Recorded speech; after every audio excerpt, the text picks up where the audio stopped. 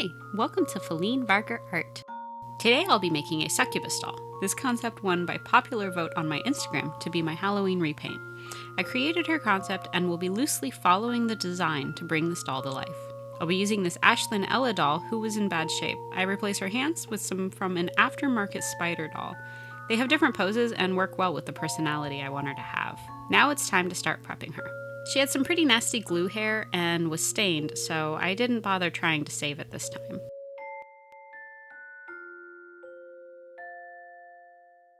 I had seen some other customizers using a small flathead screwdriver to remove the head instead of a hairdryer or hot water, so I wanted to give it a try. I guess I just didn't get the technique right, or maybe my screwdriver was too big, but it didn't work.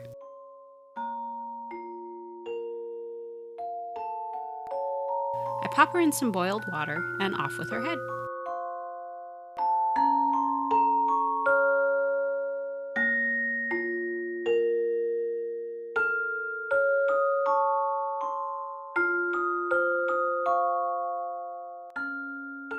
I pull the plugs into the head by scraping the inside with a screwdriver, then pull the hair and all the excess glue out through the neck hole. I swear the Ever After High dolls have the most glue in their heads.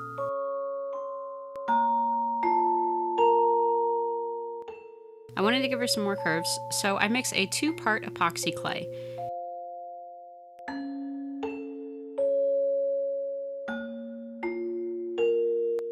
You want to try to get each part as even as possible for the best curing results.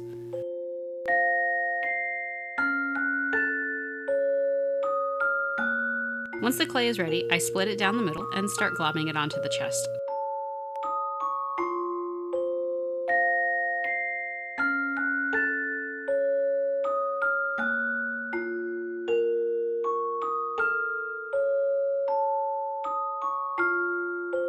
This is a lumpy mess at first, but with a little work and some water for smoothing, her bust starts to take shape.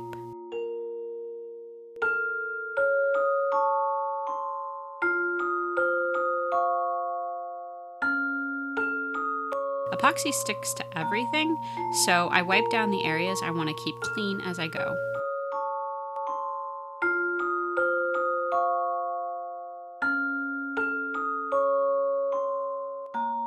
I let the clay cure overnight and color match to the original skin tone after it's hardened.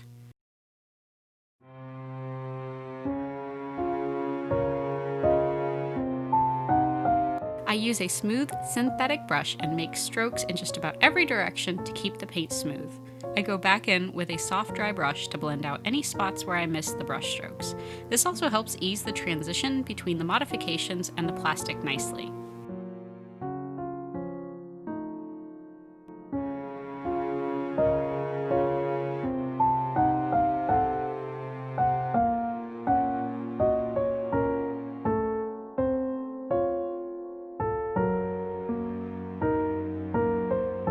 I thought about different ways to possibly make the skin tight clothes, but in a lot of places her clothing actually blends into her skin, and I just decided to sculpt it directly to her body. I'm using an air dry clay here because it's light and it won't be under any real pressure. It's all cosmetic.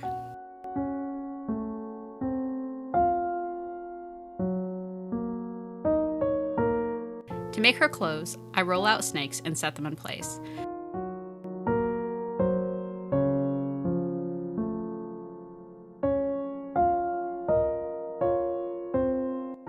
I use clay tools and water to push the clay down enough that it sticks to the plastic body.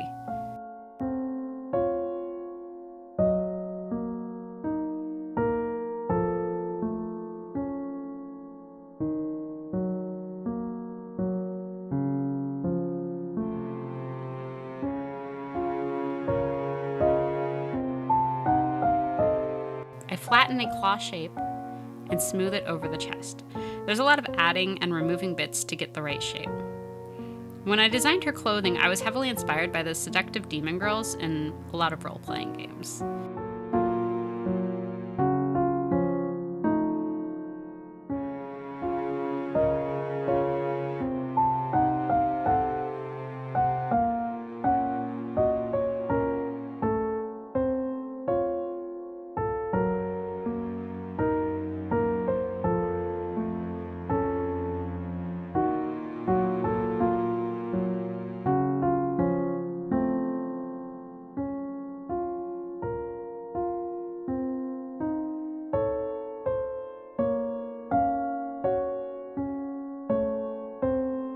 I tried to keep in mind where the joints were when creating the design as well, so I wouldn't have to worry about the clay breaking off around a hip or an elbow.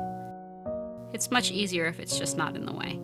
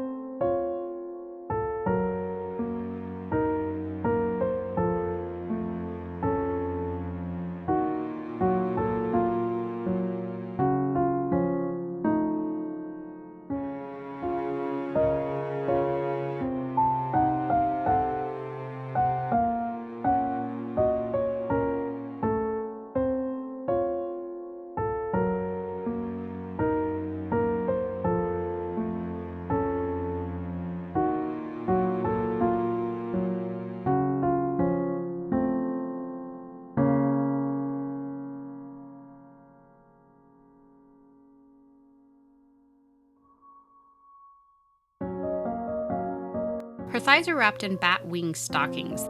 The claw tips are one of my favorite parts of the stall.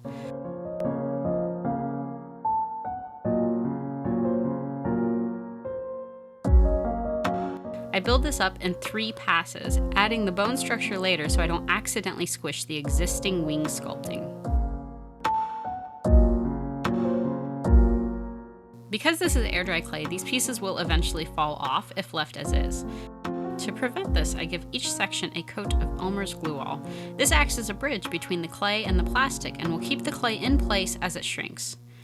For areas where it goes all the way around the form, like the choker, or if you were to, do a chest mod and have it wrap around the back, this isn't exactly necessary because the clay will pull in toward the plast instead of away from it as it shrinks.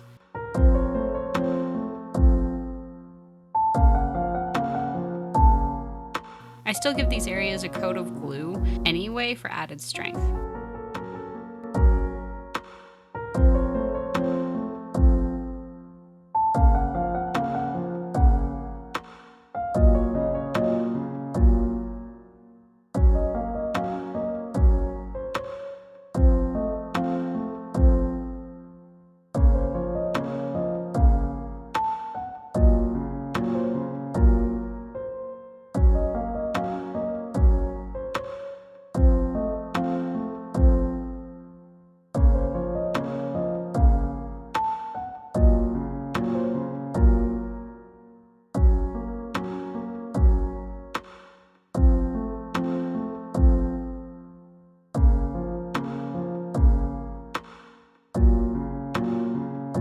Her shoes are one of those pieces that are actually a part of her body. I glue some toothpicks to her feet to form the heels of her shoes.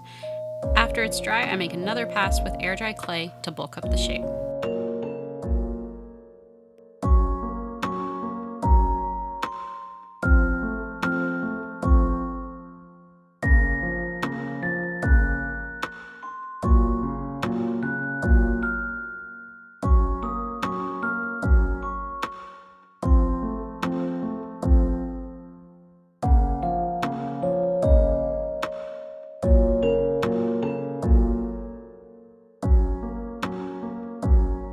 Time to prepare the body for the wings.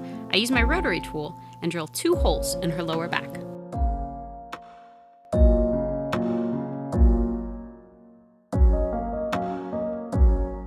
Then I cut and twist a small floral wire to form the armature for her wings. I use my sketch as a blueprint to get the shape right. This will also help me keep both wings the same size.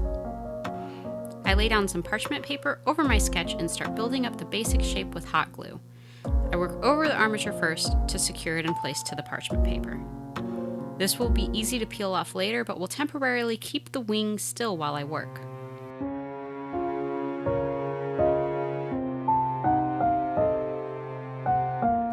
I let it cool slightly, then I begin drawing out the shape of the wing.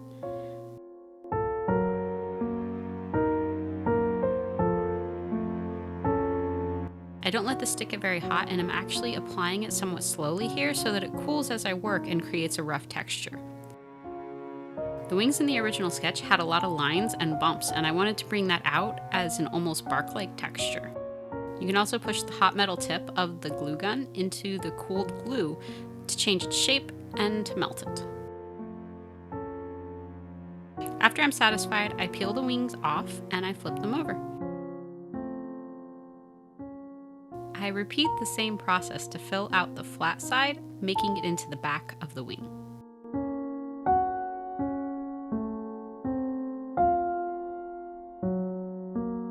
Since I let the wing cool flat, I need to bend it and reheat the glue in places so it holds the position I want.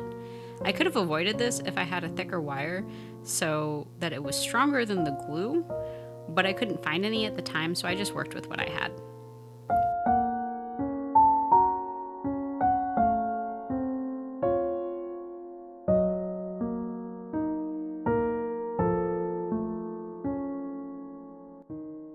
Repeat for the opposite wing, and we're done sculpting the large set. I sketch up the blueprint for the head wings using a spare ever after high head as a guide.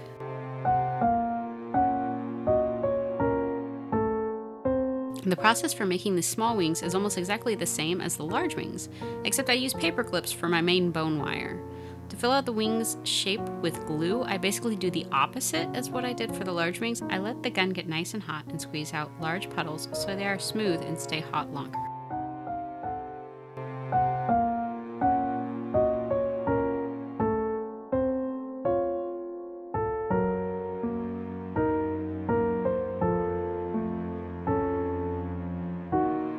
I trim both sets with my thread snips and refine any rough spots.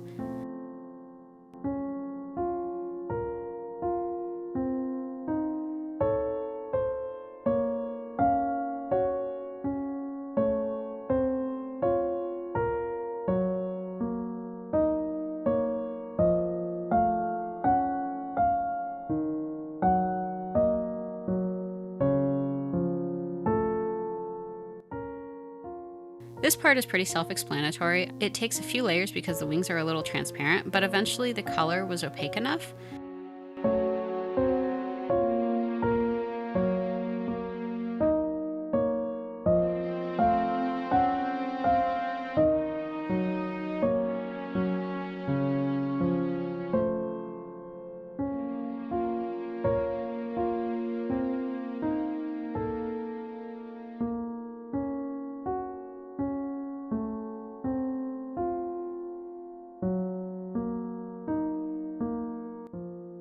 I mix a redder tone for the outer portion of the wings.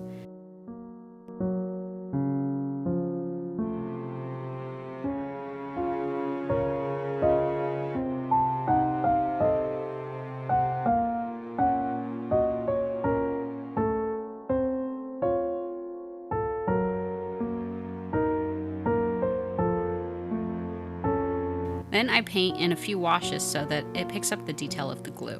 This color palette was also decided by my followers on Instagram. My son was relatively disappointed that the stark black and red combo didn't win. Ironically, this was my initial design before I doubted my own color choices. Now it's time to paint the body. I mix up a nice, almost black, reddish purple color and do several watered down layers so the body is coated evenly.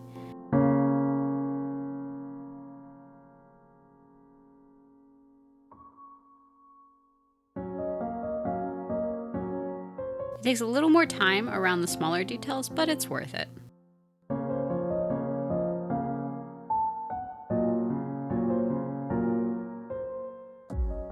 I clean up any mistakes by using a toothpick to scrape away the unwanted paint.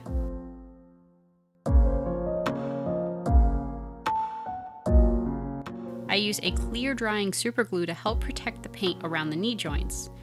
I heard about this from Dolljunk on Instagram and I wanted to give it a try.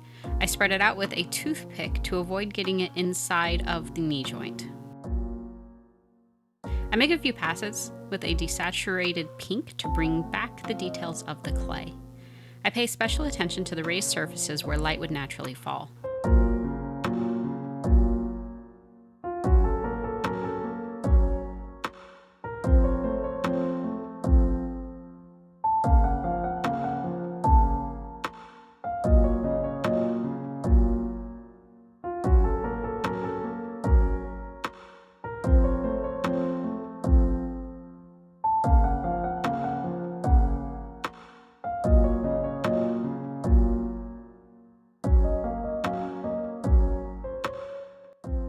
Finally, I add the pinkish gray color to the claws.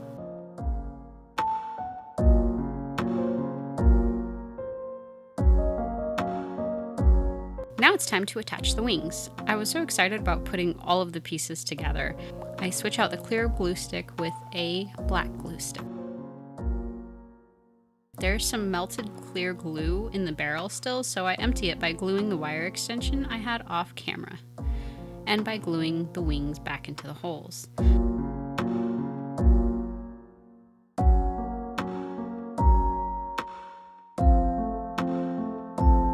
I also make some hot glue claws for later.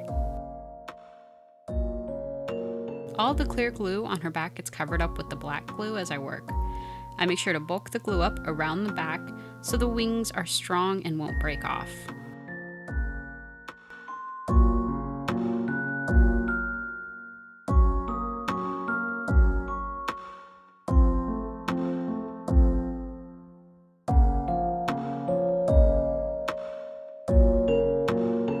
I do some more cosmetic accents with the black glue while I have it loaded.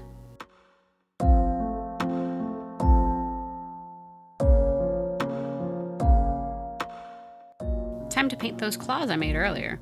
I brush over the globs with a few layers of black acrylic paint. It's okay that the shapes aren't exactly perfect because I clean up the edges with scissors later. Finally, onto the face-up. I rerouted her off camera while I was waiting for the clay to dry, and I wrap her hair securely with pins and scrap cloth.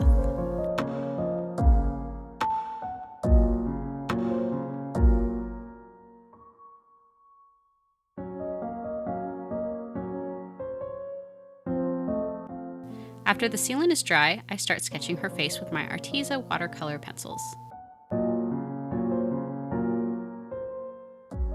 I use a pale red to rough out the shapes and to fill in the lips.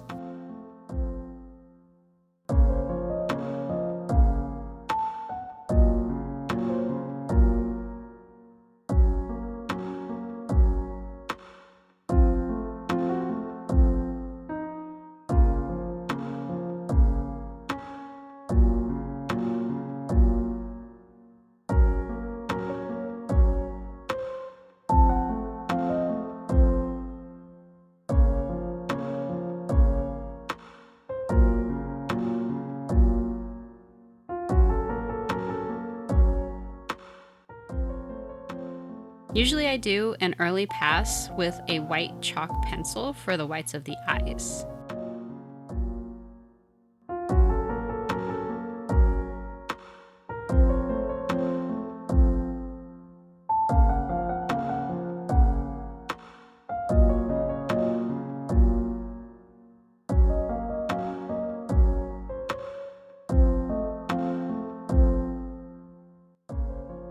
I work back and forth with pencils and pastels to refine the shapes and to give her eyes depth.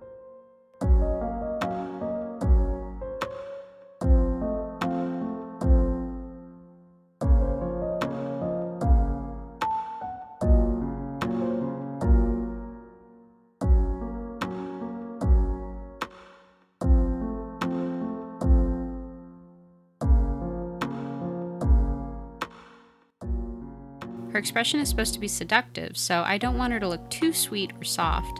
I try not to overdo the blush, but still add some to make the skin feel more alive.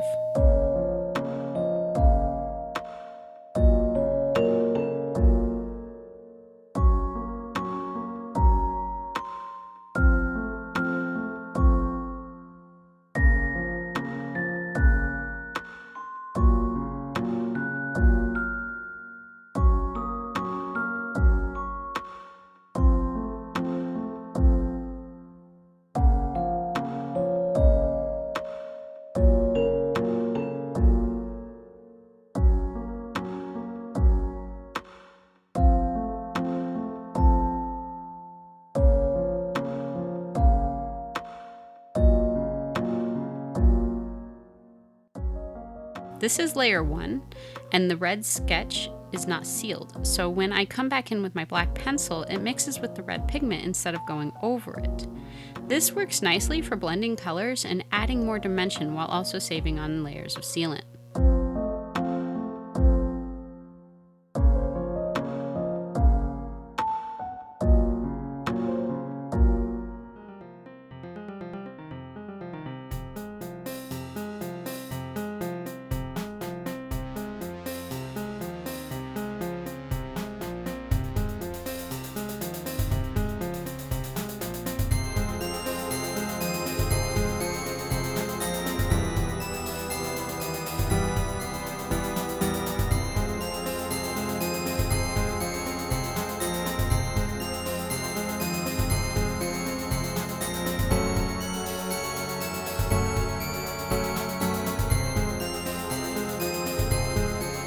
I define her lip shape more with a darker red pencil.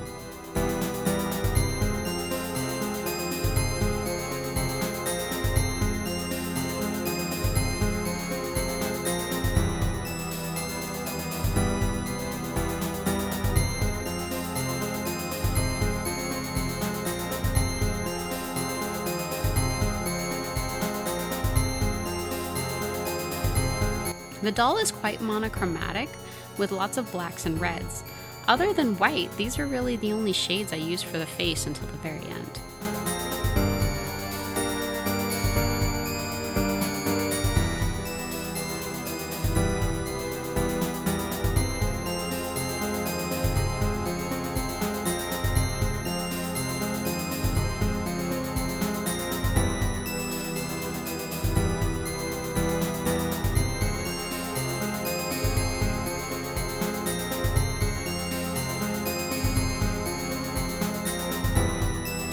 I'm adding sharper shadows around her eyes by wetting the tip of a detail brush and dipping it into my pastels.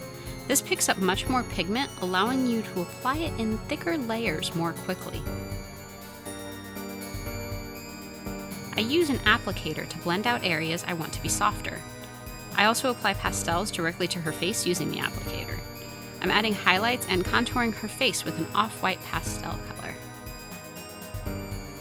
I'm constantly rotating the head to check for features, for unevenness, or to get a better angle on the other side of the face. It's easier for me to draw the right side because I'm right-handed, but the left is always much harder to reach. This is the second layer of MSC. I break out my black Derwent Inktense pencil and refine the eyelash line.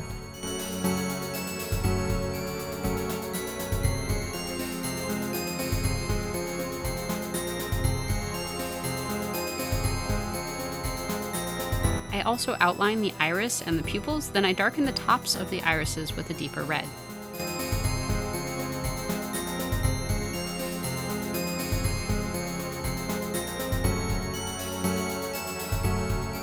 I work in more dark shades to her lips and the corners of her mouth.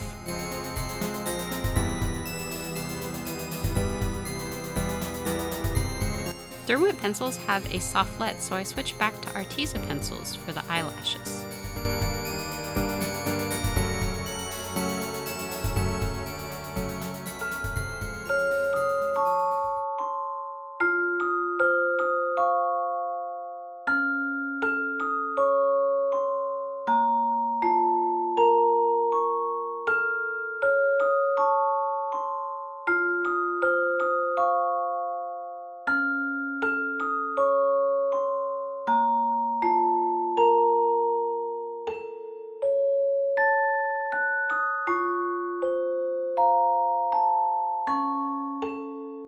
I deepen the eye sockets by adding more shadows with pastels.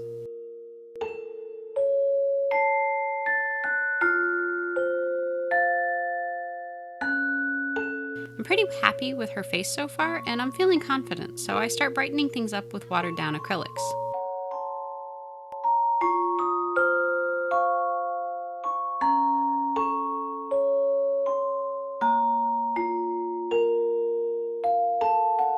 If I go too far outside the lines, I go back in with my black pencil and draw over the acrylic. It covers it up pretty nicely.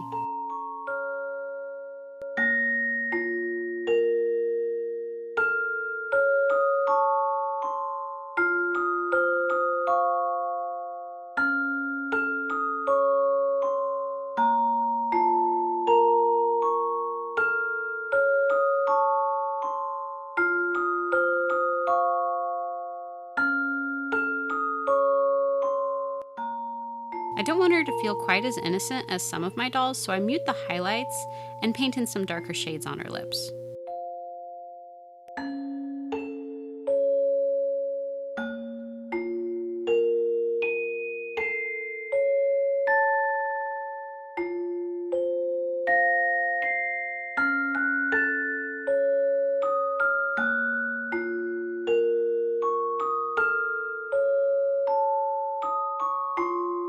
Not bad so far.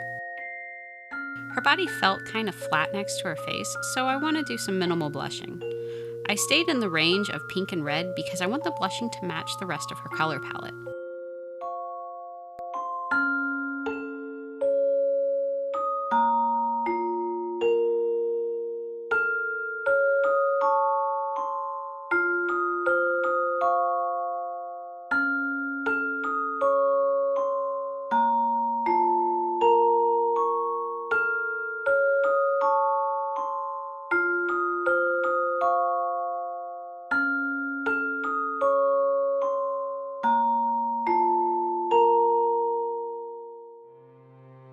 I squish her head back on. Normally, I heat the vinyl a bit before pushing it on so vigorously because the face can crack if it's painted too thickly.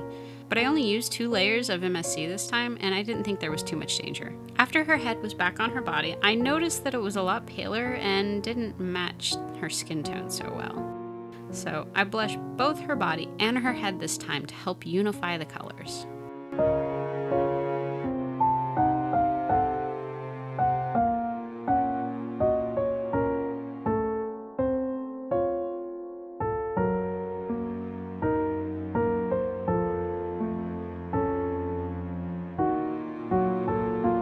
While I'm at it, I brush on some purple around her eyes to tie into the wings color. Then she gets a final coat of sealant. I loved unwrapping her hair because it just balanced her design out perfectly.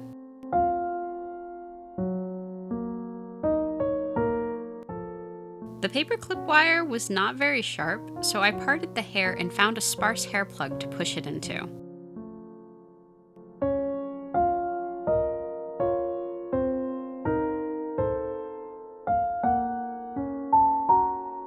I add some Duraclear gloss varnish to put the finishing touches on her eyes, the red gem in her bust, and her claws. I don't remember when exactly I added her claws, and I guess the footage got lost, but I super glued them on earlier.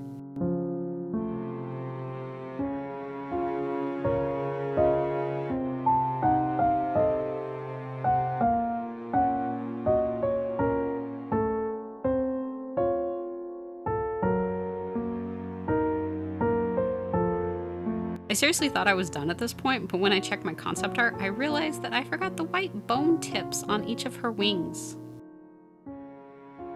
I quickly sculpt these out of Crayola Model Magic clay.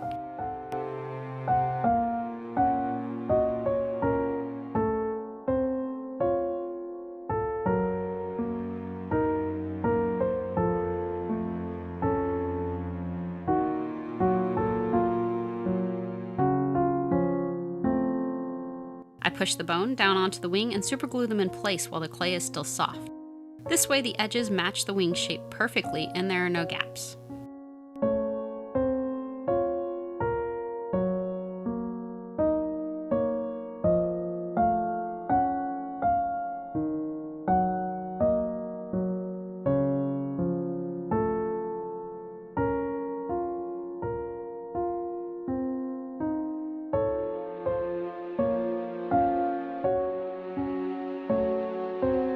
I paint the tips off camera once they have had time to fully dry. And she's done. I love the way she turned out. I did keep her hair long instead of doing an updo like I had in my concept sketch. I just couldn't cut it after I saw how pretty it was, and I felt like it would make her look too top heavy. This helps keep her more slick feeling, even if it's not as technically interesting. This is the second Halloween doll I've ever made, and my first anniversary in doll customizing just passed. Here she is with last year's Halloween doll, the Candy Corn Witch. They've both been made with an Ashlynn Ella base and have a chest mod, so they're kind of sisters. I can really see my progress when they are next to each other. Thank you for watching. Like and subscribe if you want to see more. Bye!